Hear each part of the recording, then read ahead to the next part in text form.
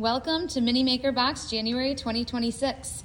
We're going to create this project and go through step by step how to do it. Let's go. Hello and welcome to your January Mini Maker Box tutorial. I am really excited about this project because it is all about combining my love of books with my love of art, and I hope you love it too.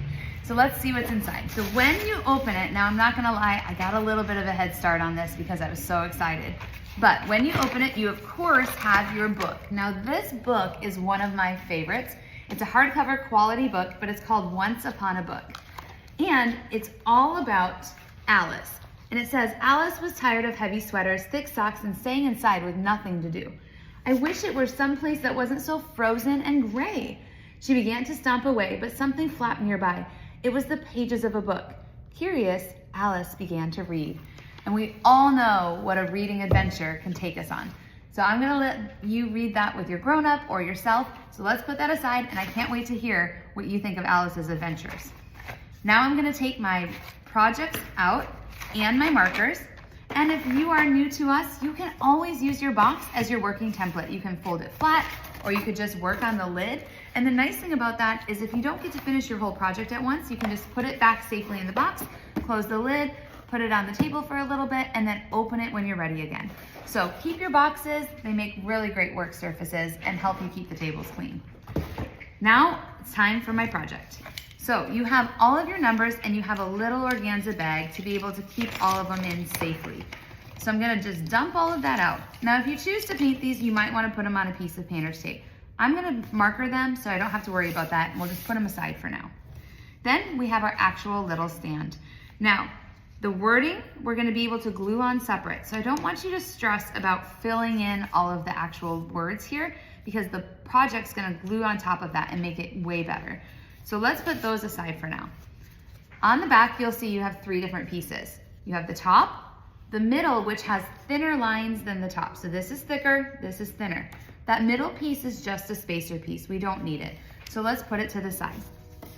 Now, I want you to choose your colors. Now you could choose all the colors in the rainbow and do all of them in order. You could mix them up, or you can just choose one color scheme.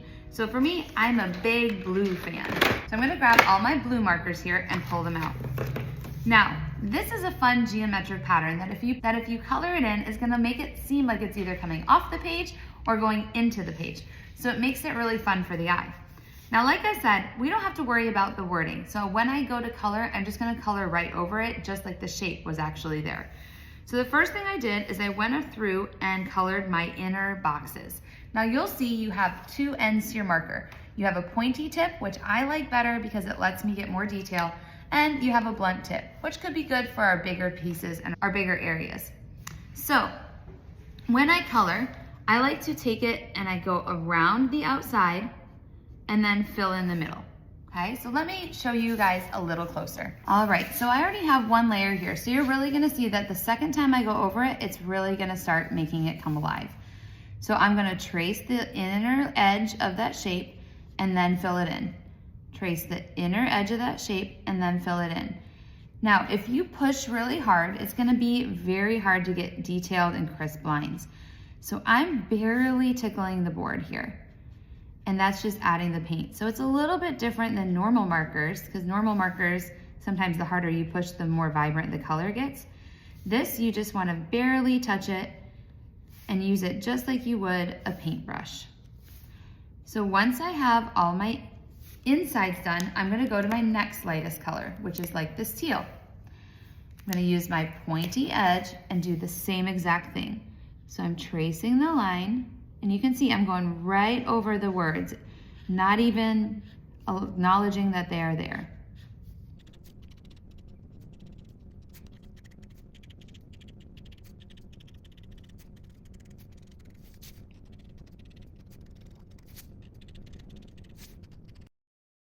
All of my middles done and the second box done. Up here, I'm not quite sure where my number counts as far as if this is gonna be teal or one of my lights. So I'm gonna save that for the end. So I'm putting that marker aside and I'm gonna go one color shade higher. Now I'm gonna vibrant in, or now I'm gonna color in the next box. So let's go ahead and color in all of our third level boxes.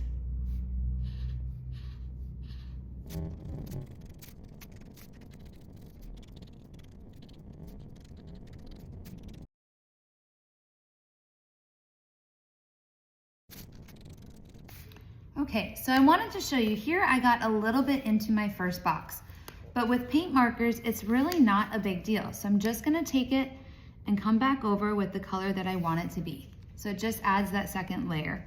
So don't stress if you make a mistake, just let it dry and come back and do another layer. So now that I've done those three, I'm gonna grab my darkest color of this dark teal and go again.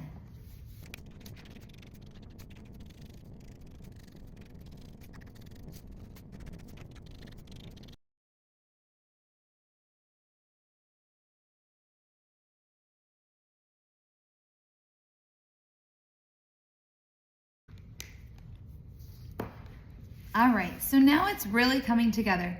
And now you can see that my outer line here is gonna connect with my outer line here. So all I have to do is basically fill in the rest of these shapes with my light color. And then I'm gonna be able to figure out what these colors are going to be. So I'm gonna get my wide brush, just go ahead and connect all of these spaces.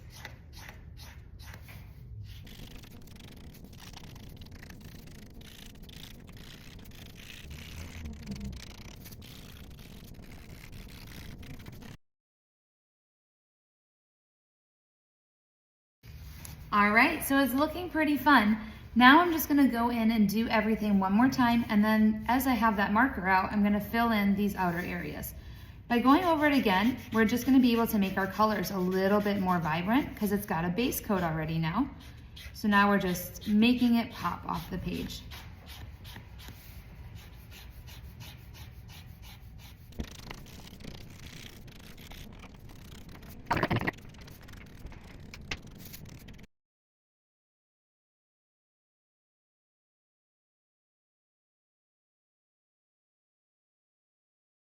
All right, so we have our entire background filled out. To me, that looks pretty cool.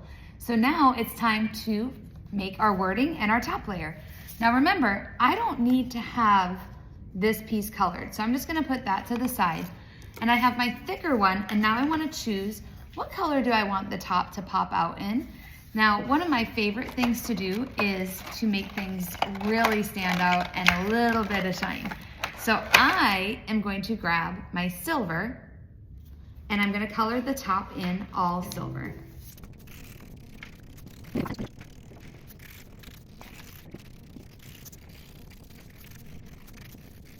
All right, so now I have my top, my middle, and my bottom piece covered. I'm gonna use my little glue pot that is in my kit, and I will open it up very carefully. You might wanna get a grown-up to help you. And then I'm gonna use my little tiny brush, and I'm gonna use that almost like my little applicator for all my pieces. So I loosen up the bristles, and I'm just going to paint this glue on a couple key parts. So I wanna get it really good around the edges here, because that's what's gonna make it stick. I don't really need to worry about that middle because I don't want my pieces to accidentally glue down in there. So I'm just going all the way around the outer edge,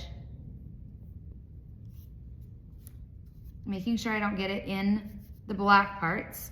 And now I'm just going to line it up with the bottom. So it's gonna have a little spot that hangs out. That's okay, that's what we want. And I'm gonna let that sit while I go ahead and do the same thing to the top layer. All right, so I have my top, and I'm just gonna line that piece up again with the bottom.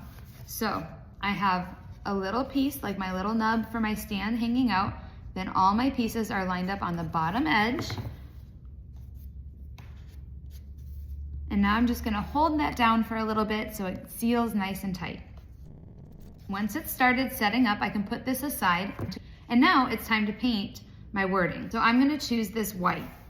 Now all I have to do with my wording and my numbers is just color them in. So I'm gonna do white for everything and keep it really bold. You could do another metallic, you could do a darker color, whatever's gonna pop on the colors that you chose. So let me get coloring.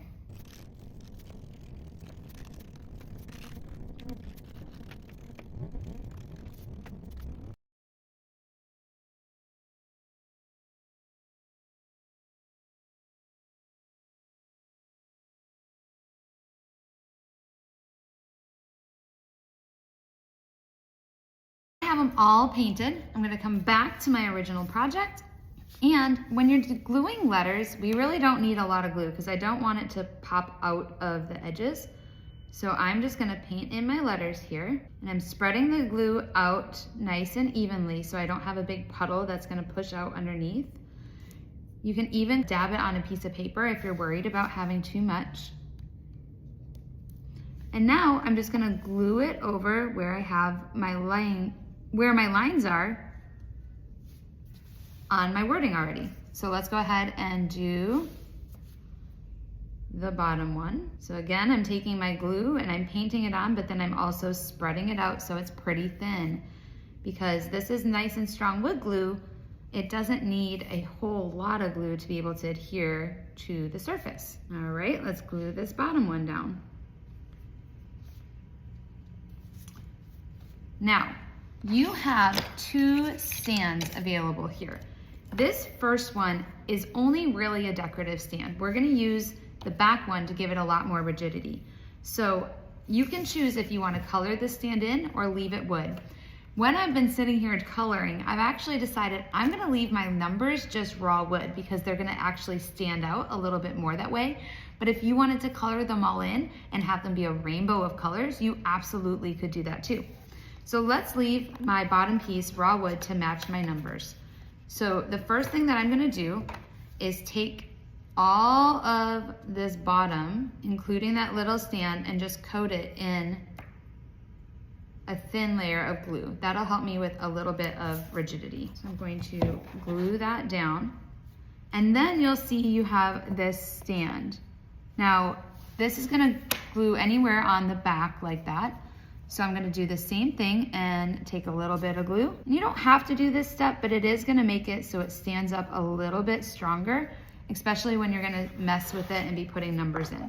So I'm gonna put that stand right there. And now I'm gonna be able to use that. Now I'll be able to use my little semicircle to put a little bit of kickstand on it. You can choose to glue that in if you wanna make it permanent, or you can just use it when you want it to stand up.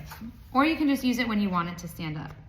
So I'm gonna hold this glue down a little bit longer for my stand so it really sets, and then I'll show you everything else. So I'm putting a little bit of glue in here because I've decided I'm gonna let mine just be permanently glued. So now I have my stand, and while everything still glues, once you finish reading your book, you're gonna be able to take your number and slide it in and say that I have read 1 book this year. Now that's funny because it's a plural, so you better read more than 1. I hope that you've enjoyed this box. I can't wait to see how many books you read. I wonder if we can even make it a competition between all of our Mini Maker subscribers. Go ahead, read, have a lot of creativity. I can't wait to see what colors you did for your projects, so please be sure to email them to me at info@paisleygracemakery.com. Have an amazing day. Don't forget, if you want to join the club, you can always head to www.paisleygracemakery.com to sign up. And don't forget to subscribe so you are always the first to know when we drop the next tutorial video. Have a great day.